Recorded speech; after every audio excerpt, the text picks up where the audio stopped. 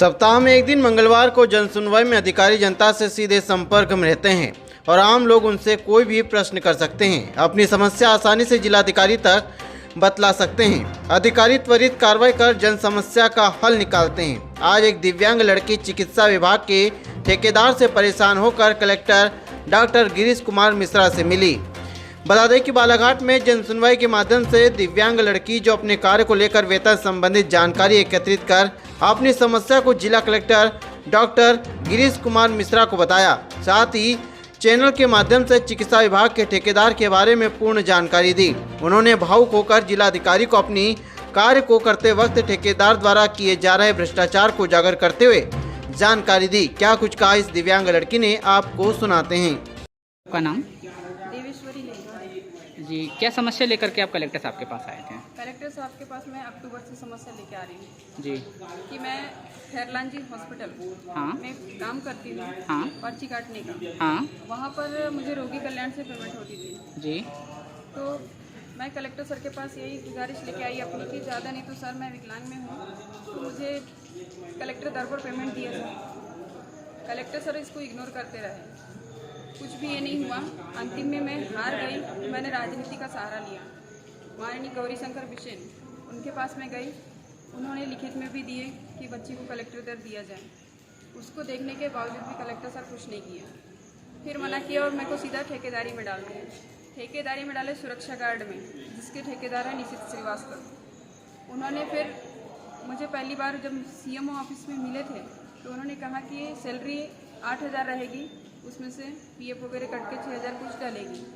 लेकिन वो मुझे उतनी सैलरी नहीं दे रहे। जब पहली बार मैं अपना पेडाटा छोड़ने गई तो वो मुझे साफ मना कर दिए। बोलने लगे कि नहीं मैडम, आपका मैं पीएफ नहीं काटूंगा। दूसरी बात, मैं आपको पेमेंट 5,000 के ऊपर नहीं दूंगा। फिर उसके बाद सीएम आए थे बालाघाट में, तो मैं सीएम से 22 जून को मिली। सीएम सर ने भी मैंने सारी बातें रखी तो कलेक्टर सर को उन्होंने भी कहा कि बच्ची हैंडीकेप में है, इनका काम करके दो। उनके सामने कलेक्टर महोदय ने हाँ तो बोल दिए, लेकिन जब दूसरे दिन मुझे ऑफिस में बुलाया गया तो मैं जब यहाँ आई तो तब वो मुझे ये कहने लगे, हमारे बीएमओ सर को फ़ोन करते हैं कि लड़की सीएम के सामने खड़ी होती तो इनको समझाओ, इनको मतलब मुझे दबाने की कोशिश की जा रही थी। तो फिर उसके बाद उन्होंने सर ने भी कहा कि बेटा आप इस टाइप से मत ये करो करके। मैंने कहा सर मेरा अधिकार है, मैं अपने अधिकार के लिए लड़ूंगी। उसके बाद में इन्होंने बोला कलेक्टर सर ने कि बोले आपका जो पीएफ वगैरह कटना है वो हम कटवा देंगे और चालू करवा देंगे। तो मैंने कहा सर मैं ठीक है, मैंने कहा चलो ठीक है, वहाँ पे भी पेमेंट मेरी सही मिल जाए मेरे को तो मैं खुश हूँ। लेकिन वहाँ भी कुछ नहीं हुआ। अभी जब मेरे 3 महीने की सैलरी नहीं डली थी और जब उसको सैलरी डालने के लिए बोला गया, सैलरी डाला उसने ज़रूर, 17,700 कुछ रुपये डाला, वो हुई थी 5,900 रुपये के हिसाब से।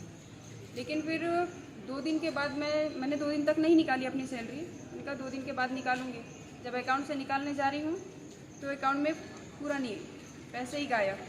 स्टेटमेंट एक नहीं 2-2 3-3 बार स्टेटमेंट निकाली मैंने। तो स्टेटमेंट में मैनेजर सर का कहना है कि अगर पैसा बोले कहीं अदर जगह कटता तो बोले स्टेटमेंट में पूरा दिखा देता। फिर उसको मैंने परिचय? मेरा नाम अमन नामदेव है। मैं प्रगतिशील दिव्यांग कल्याण सेवा समिति का जिला अध्यक्ष। ये बताएं कि आपके यहाँ भी दिव्यांगों के लिए काफ़ी योजनाएं निकाली जाती है। कुछ लोग अभी नौकरी भी कर रहे हैं, किंतु उन लोगों को प्रॉपर तरीके से काम करने के अनुसार पैसा नहीं मिल रहा है। क्या कहना चाहेंगे आप इस संबंध में? ये तो जो ठेकेदारी जो प्रथा अपने देश में चली आ रही है और इतने बालाघाट में, ये तो कुल मिला के हनन करने की प्रथा ही है।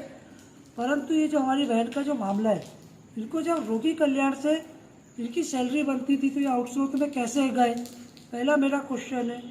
दूसरा ये, जब आउटसोर्स में गए भी तो जो आउटसोर्स में भी कुछ हमारे दिव्यांग भाई जो संगठन के लगे उनको कलेक्टर दर मिल रहा है। यदि इनको आउटसोर्स में रोगी कल्याण से डाला गया है तो कलेक्टर दर इनको भी देना चाहिए। और एक और बात ये कि जब रोगी कल्याण में, मेरी बहन ने अभी बताई कि रोगी कल्याण में जब पोस्ट नहीं थी तो इनके बदले दूसरे की पोस्टिंग हो गई। तो जब वहाँ पे जब पोस्ट नहीं थी और ये ऑलरेडी कर रहे थे तो इनको निकाल के अगले को लाने के पीछे मनसा क्या है? या अधिकारियों ने कुछ अपना जेब गरम किया होगा, या फिर ये चाहते होंगे कि दिव्यांग कहीं भी काम ना कर सके और उसका कोई स्वाभिमान ना बचे। भाई ये बहन की ये भी जो बात है, इसको लेके मैं माननीय कमिश्नर महोदय जबलपुर के पास इसकी कंप्लेंट करूंगा और संगठन से मैं बहन को आश्वस्त करता हूँ कि संगठन पूरा बहन के साथ है। क्या चाहते हैं आपके शासन प्रशासन से? मैं शासन से मांग करूँगा कि दिव्यांग बहन का पूरा काम जो नियम